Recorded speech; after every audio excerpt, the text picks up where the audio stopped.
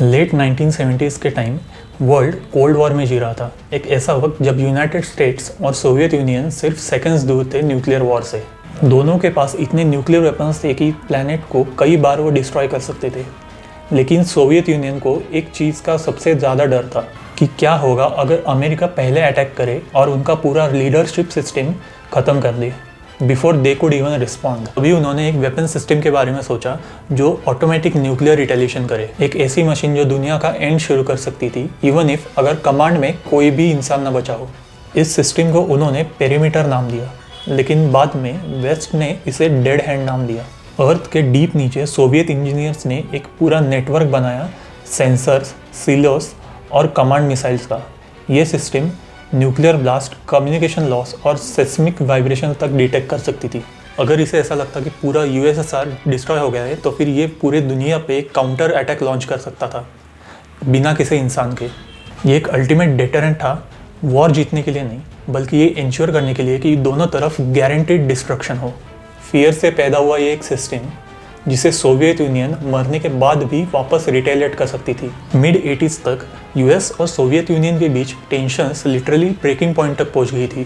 President Regan openly USSR को evil empire बोल रहे थे और दोनों साइड हर महीने एक नई न्यूक्लियर टेस्ट कर रहे थे। सोवियत यूनियन के मिलिट्री बंकर में एक कांस्टेंट फियर था कि अगर एक छोटी सी गलती या फिर एक फॉल्स अलार्म आ गया तो फिर पूरा देश वाइप आउट हो सकता था। तभी टॉप सोवियत जनरल्स ने डिसाइड किया अब टाइम आ गया है अपने सबसे सीक्रेट प्रोजेक्ट को एक्टिवेट करने का, द डेड हैंड। 1985 में यूरल माउंटेन्स के डीप अंदर सोवियत यूनियन ने क्वाइटली एक स्विच फ्लिप किया। इस प्रोजेक्ट का नाम था पेरीमीटर। ये सिस्टम किसी जनरल, पॉलिटिशियन या फिर ह्यूमन कमांड पे डिपेंड नहीं करता था। ये कनेक्टेड था एक मैसिव नेटवर्क ऑफ सेंसर से जिसे ऑन किया गया था न्यूक्लियर एक्सप्लोजन, रेडिएशन लीक्स या फिर सेस्मिक वेव्स को डिटेक्ट करने के लिए।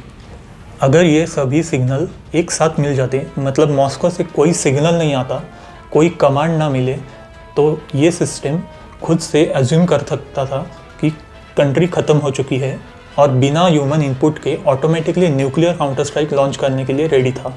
इस पूरे सेटअप का हार्ट था एक कमांड मिसाइल, एक ऐसी रॉकेट जो किसी टारगेट पे स्ट्राइक नहीं करती थी बल्कि एक ब्रॉडकास्ट भेजती थी। ये मिसाइल लॉन्च ऑर्डर देती थी हर न्यूक्लियर सिलो, सबमरीन्स और बॉम्बर्स को across the Soviet union. Basically ये एक मैकेनिकल ब्रेन था जो एपोकैलिप्स को कमांड कर सकता था।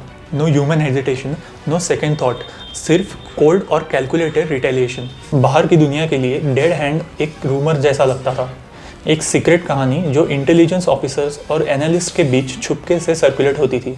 पर सोवियत वॉल्स के अंदर ये सिस्टम रियल था, आम था और रेडी था। इसके एग्जिस्टेंस ने न्यूक्लियर वॉरफेयर लॉजिक को पूरी तरह से बदल दिया था। अब अगर कोई रशिया के सारे लोगों को भी मार दे तो भी इनके मशीन्स बैकफायर कर सकते थे।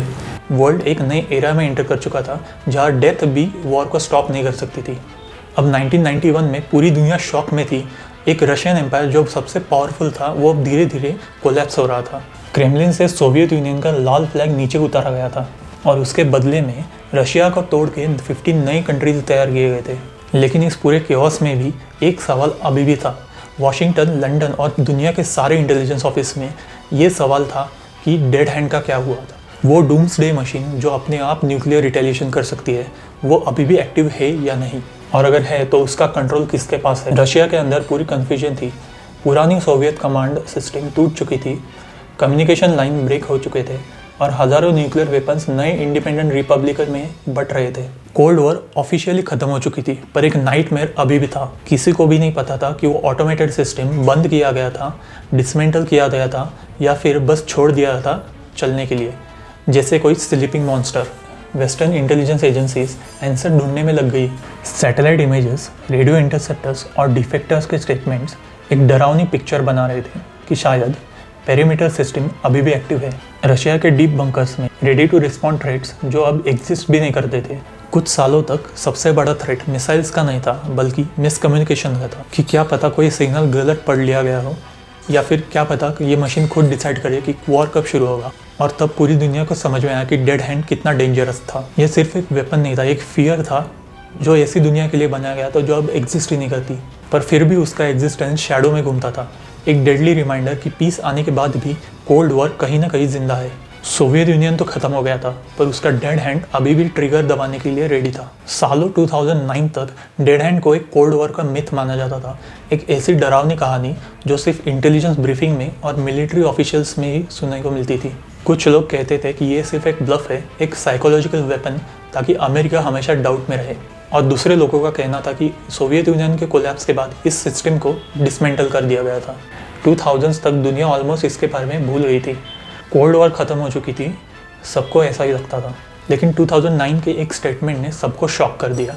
उस साल जनरल सर्गेई कार्काइव, रशिया के स्ट्रैटेजिक मिसाइल ऑफिस के कमांडर, ने एक रेयर इंटरव्यू दिया। बहुत ही कामली उन्होंने कंफर्म किया कि सबसे ज़्यादा लोग जिससे डरते थे, सिस्टम पेरीमीटर, वो अभी भी एग्जिस्ट करती है।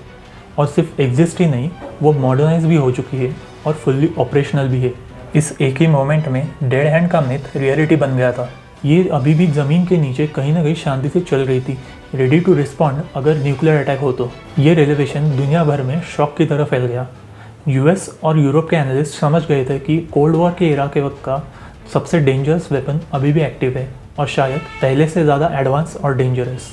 रशिया ने इस वेपन को अपनी अल्टीमेट इंश्योरेंस पॉलिसी के रूप में रखा था, एक ऐसा लास्ट वेपन जिसे कोई न्यूट्रलाइज नहीं कर सकता था। अगर क्रेमलिन कभी डिस्ट्रॉय हो जाए तो ये सिस्टम ऑटोमेटिकली काउंटर स्ट्राइक करेगा।